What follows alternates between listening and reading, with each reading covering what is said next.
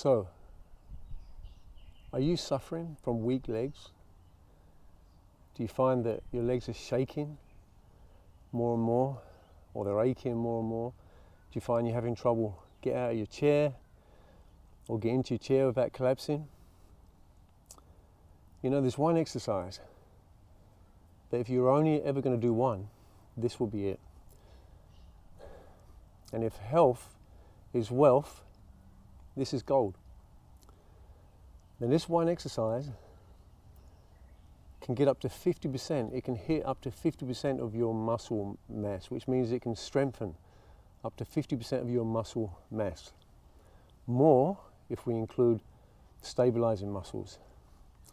But the fact is, as great as this exercise is, very few do it, very few can do it,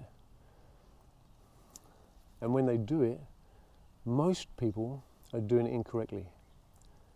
Now the answer is a squat.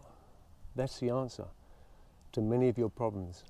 If you've got back pain, hip pain, knee pain, weak legs, you could find that this would be the answer to fix that and strengthen your foundation, because this exercise is just about the best mobility exercise there is, because it gets your main and important fundamental joints, your ankles, your knees, your hips. So this is how it's done. So of course we're talking about the squat, but if you're only doing your squat to 90 degrees, or maybe a little bit beyond, like most people do, it's pretty much like doing a bicep curl to 90 degrees. Now, what do you think is more effective? My 90-degree bicep curl or a full range of motion curl? What do you think is more effective? Of course, the full range of motion, the full range of movement. When you go through all the range of motion, you're going to get lower end muscle as well. So you're going to get the full range muscle, which people tend to be weak. So a lot of people, if they go beyond this, they will have trouble standing again.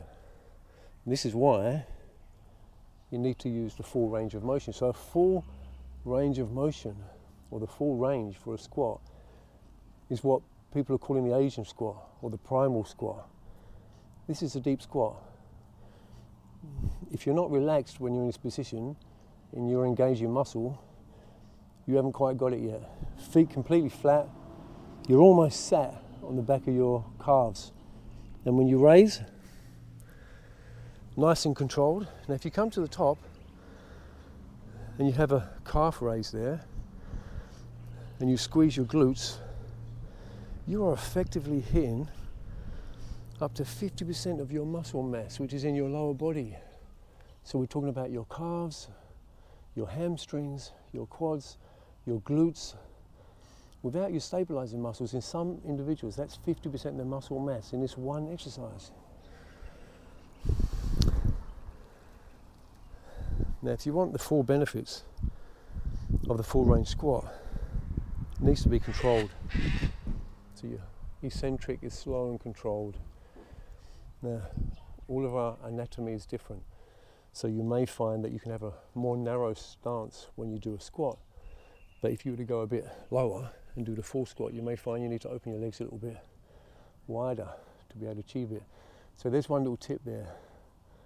While you may not be able to do the full Asian squat with a narrow stance, open your legs a little bit and you may be able to get it.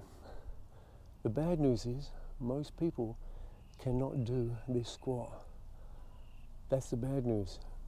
The good news is that for you to enjoy all the incredible benefits that this can do for you, to be able to do this deep squat, this mobility and strength building exercise, is it can be trained, it can be learnt. Like all things, it just needs to be trained.